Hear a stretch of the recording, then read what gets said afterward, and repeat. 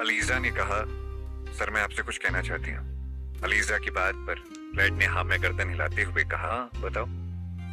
जिसके बाद अलीजा ने मिस्टर क्लैड की तरफ देखकर कहा, आपके कुछ लोगों की लापरवाही हमें बहुत महंगी पड़ने वाली है। 3 और डेड बॉडीज पुलिस को मिली, अब वो भी अपनी इन्वेस्टिगेशन बढ़ा देंगे। पुलिस के मैटर को मैं देख लूंगा, तुम बस अपने काम पर फोकस करो। इतना कहकर क्लैड अपनी कार में बैठ गया। क्लैड की बातें कभी कभी सबको चौंका देती है। जैसे अभी की ये बात, अलीजा ने इतनी बड़ी बात बोली थी और क्लैड ने हल्के में लेके सारी बात ही खत्म कर दी। वहीं दूसरी तरफ विक्रांत और रूही अभी भी पुलिस स्टेशन में ही बैठकर काम कर रहे थे। तो रूही ने विक्रांत से कहा, कॉफी लेना पसंद करोगे?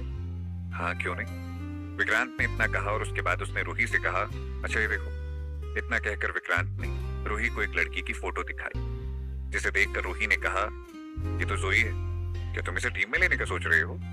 हाँ, इसकी फाइल काफी इंप्रेसिव लग रही है, विक्रांत ने जोई की स्किल के बेस पर बोला, जिसे सुन के रूही के चेहरे से रौनक तो गायब हो गई, लेकिन फिर भी रूही ने दिखावटी रूप से खुश होते हुए कहा, अच्छा ठीक है, मैं कॉफी बना कर लाती हूँ, तब तक तुम फाइनल कर लो। थैंक्स, विक्रांत ने कहा। जिसके बाद रूही वहां से चली गई तो विक्रांत सीएयू की फाइल बनाने में लग गया। जिसके थोड़ी देर बाद जब रूही कॉफी लेकर वापस आई तब विक्रांत ने रूही के हाथ से कॉफी का कप लेकर दीवार घड़ी की तरफ देखा तो 2:30 बजने को आई थी। ये देखकर विक्रांत बोला, काफी रात हो गई, तुम्हें अब जाना चाहिए, ये सब मैं देख लूंगा। नहीं, मुझे नींद नहीं आ रही। इतना कहकर रूही विक्रांत के सामने की चेयर पर बैठ गई। जिसके बाद विक्रांत ने गहरी सांस लेकर कहा, रूही मुझे इस केस को हर हाल में सॉल्व करना है, जबकि मैं ये भी जानता हूँ कि यहाँ पुलिस स्टेशन में सबको लगता है कि मैं इस केस के लिए तैयार नहीं। तुम अच्छा कर रहे हो विक्रांत, लोगों की बात पर ध्यान मत दो, रूही ने स्माइल पास करते हुए कहा। जिसे सुनकर विक्रांत को काफी अच्छा फील हुआ और एक हिम्मत भी बधी कि चलो कोई तो है जिसको उस पर भरोसा है। तो फिर विक्रांत ने रूही की तरफ फाइल देते हुए कहा, रेडी है, एक बार देख लो। रूही और विक्रांत की सारी रात पुलिस स्टेशन में ही बीती। सुबह के 4 बजे के करीब उन दोनों ने हल्की हल्की सी नींद ली और वो भी अपने अपने कैबिन में ही। सुबह हो चुकी थी। मिस अनाया ऑफिस आई और उसने अपना बैग रखा। तभी आशीष ने आकर कहा, मैडम 2 डेड बॉडीज की पहचान हो गई, बस तीसरे की बाकी है। ये सुन के सनाया ने कहा, गुड जॉब। इतना कहकर सनाया ने लैब की तरफ कदम बढ़ाते हुए कहा, तो तुम रात में घर नहीं गए? सुन के आशीष को लाई तो सनाया बोली, ओके सर। जब सनाया लैब में पहुंची तो उसने डेड बॉडीज की तरफ देखते हुए कहा, फाइल है नजर है। जिसके बाद आशीष ने उसे फाइल पकड़ाई तो सनाया ने चश्मा पहना और फाइल को ओपन करके एक बॉडी की तरफ इशारा कर कहा, इसका नाम है जीवन गांधी, पुलिस वाला था, काफी टाइम से सर्विस कर रहा था। क्या इसके घर वालों को इन्फॉर्म कर दिया? नहीं मैम, आशीष ने कहा। जिसके बाद में सनाया ने कहा, ओके, पुलिस स्टेशन में इन्फॉर्म कर दो कि हमने 2 डेड बॉडीज की पहचान कर ली है। सनाया की इस बात पर आशीष ने हाँ में गर्दन हिलाई और फिर उसने रूही को कॉल मिलाया। जिसके आधे घंटे बाद ही विक्रांत और रूही दोनों फॉरेंसिक डिपार्टमेंट के ऑफिस पहुंच गए। तो वहीं दूसरी तरफ मिस्टर देवराय की टेबल पर सीएयू की फाइल पहुंच चुकी थी और सीएयू की फाइल लेकर मिस्टर देवराय पुलिस स्टेशन से निकल गए। मिस्टर देवराय की कार हेडक्वार्टर की तरफ बढ़ रही थी। लास्ट सीट पर बैठे मिस्टर देवराय सीएयू की फाइल पढ़ रहे थे। तो वहीं दूसरी तरफ 20 ट्रक एक साथ झारखंड बॉर्डर पर पहुंचने वाली थी।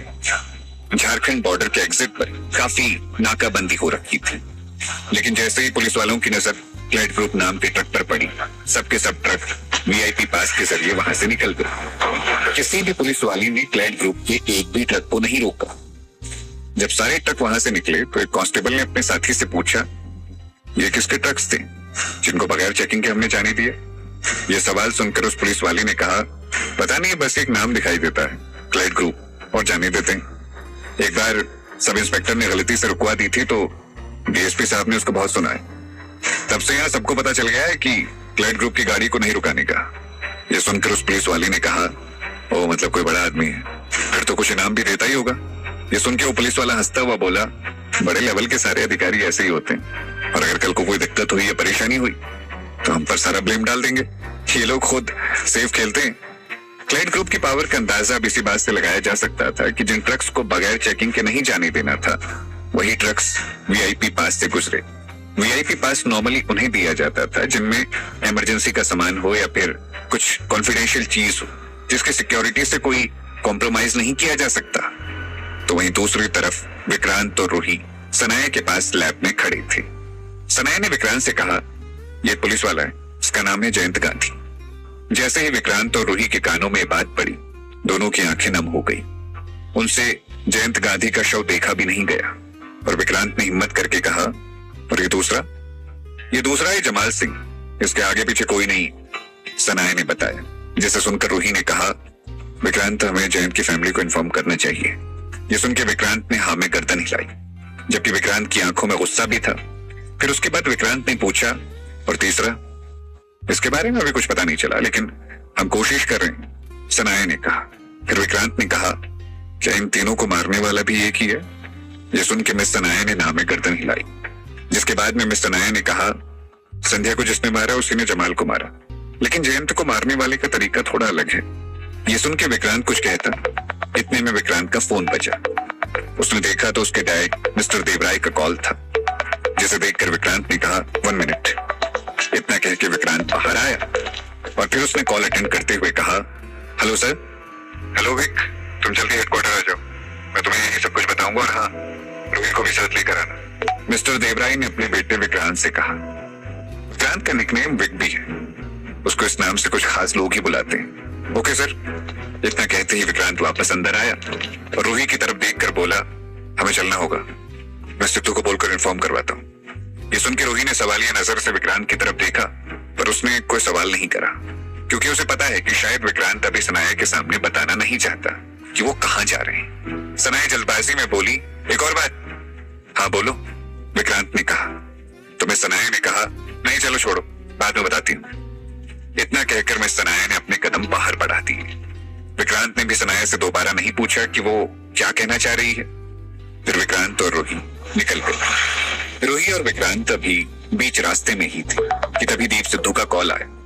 विक्रांत ने ड्राइव करते हुए कॉल अटेंड करते हुए कहा, हाँ बोलो सिद्धू।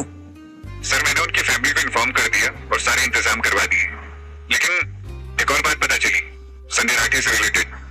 सामने से सिद्धू ने कहा तो विक्रांत ने बात आगे बताने को कहा। सर संध्या और जोशिप ने वाइटनेस कैफे क्लब की मेंबरशिप ले रखी थी, उन दोनों का अक्सर वहां आना जाना रहता था। सिद्धू के बोलते ही विक्रांत बिछट से बोला, ठीक है, मैं थोड़ी देर में उस कैफे की तरफ जाऊंगा। इतना सुनते ही सिद्धू ने कॉल कट कर दिया। फिर विक्रांत ने अपना फोन रखा और सिगरेट जलाने ही वाला था कि तभी रूही ने पूछा, विक्रांत हम हेडक्वार्टर जा रहे हैं? ओ हाँ, भूल ही गया। विक्रांत ने कहते हुए अपनी सिगरेट वापस रखी और मन में कहने लगा, हेडक्वार्टर में और भी सीनियर लोग मौजूद हो सकते हैं और उन्हें अगर सिगरेट की बदबू आएगी तो वाट लग जाएगी। रूही की नजर सड़क पर थी। थोड़ी ही देर में विक्रांत और रूही हेडक्वार्टर आ पहुंचे। मिस्टर देवराय वहां पहले से मौजूद थे, तो मिस्टर देवराय ने अपने सामने बैठे ऑफिसर से कहा, सर हमें सीए को पुलिस स्टेशन से दूर एस्टेब्लिश करना चाहिए। पुलिस स्टेशन में नॉर्मल केसेस का आना जाना रहता है, तो ये सेफ नहीं होगा। मिस्टर देवराय की बात सुनकर सामने बैठे ऑफिसर ने कहा, ओके, लेकिन एक शर्त है, सीए को पहले 1 महीने में संध्या राठी का केस सॉल्व करना होगा। अगर तुम्हारी यूनिट ऐसा नहीं कर पाती है तो हम पूरे यूनिट को बंद कर देंगे और थोड़ा बहुत एक्शन भी हो सकते हैं। तो अभी भी वक्त है, जैसा सोच लो। सर अब सोचने को कुछ नहीं है, मुझे मेरे कॉप्स पर यकीन है, उन पर भरोसा है, वो हमें निराश नहीं करेंगे, मिस्टर देवराय ने कहा। जिसे उनके सामने बैठे ऑफिसर ने निगाहों से देखते हुए कहा, कॉप्स पर भरोसा है या फिर अपने बेटे विक्रांत पर? ये सुन के मिस्टर देवराय कुछ बोल ही नहीं पाए, जैसे उनके मुंह से किसी ने जबान खींच ली हो। तो फिर सामने बैठे उस ऑफिसर ने कहा, मिस्टर देवराय, हमने ज्यादा साथ में काम नहीं करा, पर मैंने तुम्हारी फाइल पढ़ी है। तुम काफी बेहतर पुलिस वाले हो, तुम्हारे सारे रिकॉर्ड्स देखे हैं, अच्छे हैं, लेकिन इस बार तुम कुछ ज्यादा ही बड़ा दांव खेल रहे हो, जो कि तुम्हारे रिकॉर्ड्स पर भी अफेक्ट करने वाला है। सामने बैठे सीनियर ऑफिसर की बात सुनकर मिस्टर देवराय ने हाँ में गर्दन हिलाते हुए कहा, जी सर, जानता हूं। ओके, मैंने विक्रांत के बारे में सुना था, चलो देखते हैं तुम्हारे बेटे में कितना दम है। इतना कहकर सामने बैठे ऑफिसर ने फाइल पर अपने सिग्नेचर करते हुए फाइल को अप्रूव कर दिया। लेकिन अप्रूव करते करते सामने बैठे ऑफिसर ने इस केस को बड़ा ही पर्सनल बना दिया था। उसने विक्रांत की काबिलियत के साथ साथ मिस्टर देवराय के फैसले को भी चैलेंज कर डाला। संध्या राठी के इस केस से बचकर जीने का अब कोई तरीका नहीं बचा। तभी विक्रांत और रूही अंदर आए। उन्हें अंदर देखकर सीनियर ऑफिसर ने मिस्टर देवराय की तरफ देखकर रौबदार आवाज में कहा, क्या तुम बाहर वेट कर सकते हो? मुझे तुम्हारे इन काबिल ऑफिसर से कुछ सवाल करने हैं। सीनियर ऑफिसर की बात सुनकर मिस्टर देवराय खड़े हुए और फिर उन्होंने हाँ में गर्दन हिलाते हुए कहा, जी सर, और वो बाहर चल दिए। मिस्टर देवराय बाहर जाते जाते अपने बेटे की आंखों में देख रहे थे। एक सीनियर ऑफिसर ने विक्रांत की तरफ देखकर कहा, विक, मिस्टर विक, इसी नाम से तुम्हारे डैड तुम्हें बुलाते हैं ना? यह सुन के विक्रांत ने हाँ में गर्दन हिलाते हुए हाँ कहा। तो फिर उस सीनियर ऑफिसर ने कहा, खड़े रहो। उसके बाद सीनियर अफसर ने कहा कि अपने डैड मिस्टर देवराय को इस न्यू यूनिट का आइडिया तुमने दिया?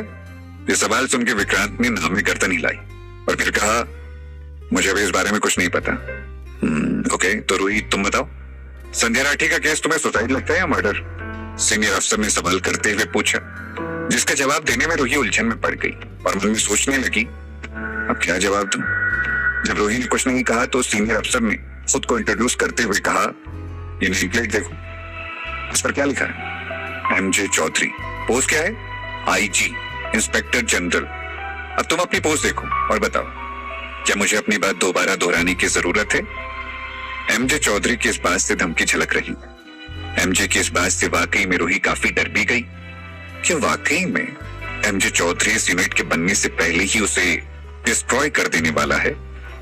और क्या होगा जब क्लाइड ग्रुप की सारी ट्रक नेपाल बॉर्डर पर पहुंच जाएगी? इन सभी सवालों के जवाब जानने के लिए सुनते रहिए पॉकेट एफएम।